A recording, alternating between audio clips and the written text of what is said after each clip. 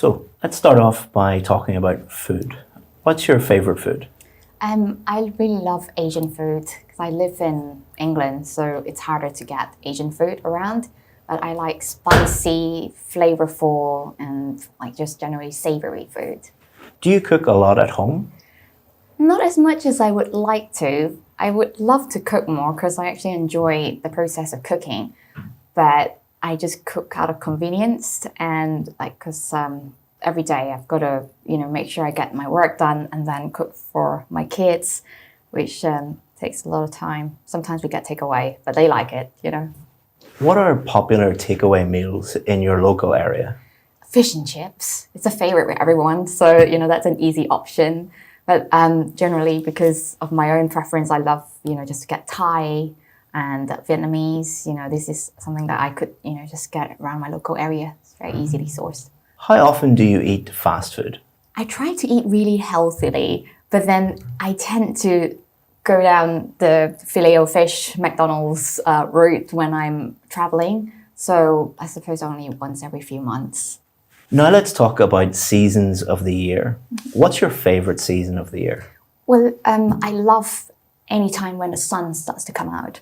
So around spring or early summer before it gets too hot. I just love a little bit of vitamin D and it makes me happier as well. So that is definitely better than the winter. What do you do when it gets too hot in the summer? Hide. I tend to also, go into any kind of buildings with air conditioning, and I have the fan on every night when it's really hot. So yeah, when it gets really hot in the summer, I really need a lot of like fan and kind of just anything I can hold with me when I go out as well. At what time of year do you normally go on holiday? I try to go outside of the school holiday season, but because I have kids, we tend to have to go during, when there's term breaks, when the school breaks. But my favorite time of going away would be during Christmas, because I much prefer to be in a warmer climate when it's really, really cold. So yeah, it's just that time before or after Christmas. Have you ever been on holiday somewhere very cold? Yes, I love Norway. It was amazing. It was just everything was like a picture perfect postcard. You could see the fjords in the distance and the what do you call them, icebergs. It was an experience, and to ride the husky sled, was also an amazing experience for me. Now let's talk about clothes. Where do you buy most of your clothes? I would like to do clothes shopping in the shop, but the reality is most of us do it online now. And I get my clothes from Zara and ASOS because I just love the hip and trendy, but also timeless look. How often do you buy clothes for yourself? I buy it more often than I should because I use online shopping and clothes shopping as a form of, like dopamine hit for me. So it's and for me, I love to express myself through my clothes. So because of that, then I need to find different clothes for different occasions. And so very often. Have you always had the same taste in clothes? No, I have not. Because I see myself as different identities throughout my life, before I became a mom, during, and then also after, when work became something that I could express myself, through. So yeah, I've had different fashion tastes, throughout the ages. Now let's talk about social media. Which social media sites do you use? I use Instagram and LinkedIn because I feel like I run a business and that's where my target audience are. I built a community through Instagram, and then on LinkedIn, it's where I work on my business-to-business leads. How much time do you spend on social media? Way too much. I shouldn't be spending so much time, but I find that it is once you visit, social media and you post something, it's also about engaging with people to ensure that you build relationships. So yeah, a couple of hours a day. Is there anything you dislike about social media? I dislike the addictive quality about it, because so many of us are connected, through a tablet or a device now, and social media is our form of communication. So it's becoming even though it seems like you're being connected to loads and loads of people, the actual quality of your relationships with your immediate sphere, kind of falls by the side. So yeah, that's one bad side to it. That's the end of part 1 of the speaking test. So now we're going to move on to part 2 of the speaking test. Sure. I'm going to give you a cue card. You'll have 1 minute to read the cue card and prepare your answer. Feel free to make any notes during that 1 minute. At the end of the 1 minute, I'll let you know, and I'll ask you to speak for up to 2 minutes. Is that all clear? Of course. Okay. Here is your cue card. And I'll start the 1 minute preparation time. Here's a pen if you want to make any notes.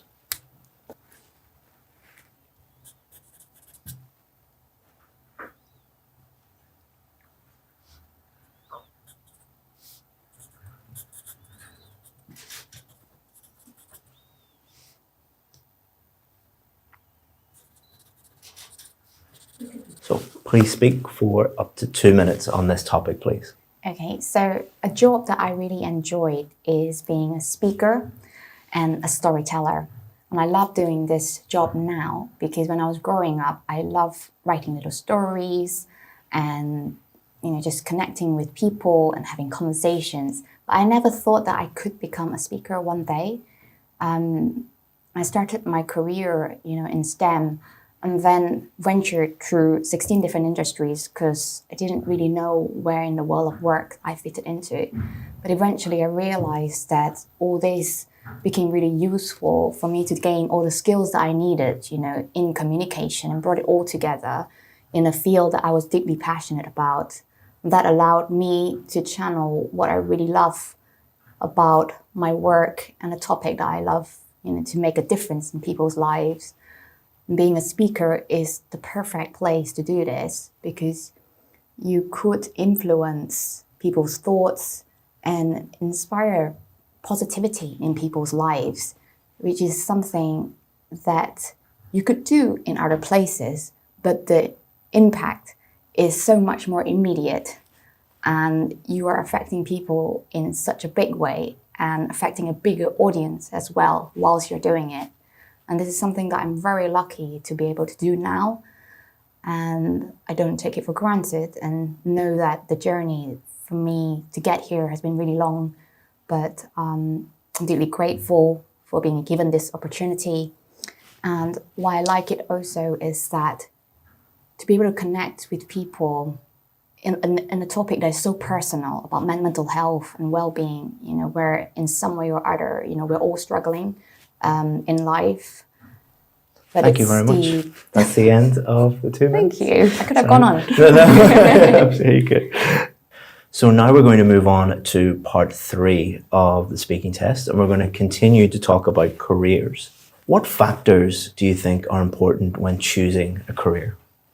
I think it's really, really important that we are interested in what we're doing. And because if you're not interested, then there's absolutely no chance that you're going to be able to have longevity in that career. And we should also choose an industry where there's a potential for you to really grow within that industry. Because as we're moving now into the future of work, technology is very quickly replacing people, especially with artificial intelligence. It's threatening a lot of jobs like writing and recruiting and connecting, with people. So we need to look at how, the industry that you're going into has got the potential to go beyond that, technological capacity. What can you bring as a human, that no technology or anyone could replace you, if you were to go into it. Why do you think some people fail in some careers? I think one of the main drivers, I think, for people is money. And when you do anything solely because of money, then it will never work. And the reason people fail, I think, the biggest reason is because they have failed to align their identity with their work. Because we spend a third of our lives, in work. So a very big proportion of it, needs to feel fulfilled. And it can only be fulfilled if you understand, what you like authentically inside, and then, go into a career But then the reality is that most people then, just jump in and figure it out, explore, and then we'll work it out, in hindsight. I guess that's what life's about. Now let's talk about working from home. In the future, do you think most people will work from home? I think it definitely seems that way anyway. After the pandemic, hybrid working is becoming more common, and a lot of organizations are offering fully remote working now, which a lot of people like. But there are also people who like human interactions, who like connections, people who live by themselves or, just need some accountability. So being amongst people could be a good thing. But I think if technology were to replace, a lot of the work, then people would actually eventually do more remote work. And finally, what are the disadvantages of working from home? Well, I guess it's the disconnection, from people, but also not getting accountability for your work. Because I think working from home requires us to have a sense of agency, and some level of organization, which some people might not have. So we're dealing with different personalities here, and I think if we were to ask people what they prefer, then there's a better chance, for like either remote or not remote work to work. That's the end of the speaking test. Well done. Right. I hope you enjoyed that Band 9 performance. What you should do now is watch one of these videos. If you want to compare Band 9 with a Band 8 performance, click on this video. Or if you want to know why that was Band 9 and exactly what you can do to improve to the score that you need, click on this video where I'll explain the key differences between lower bands and higher bands.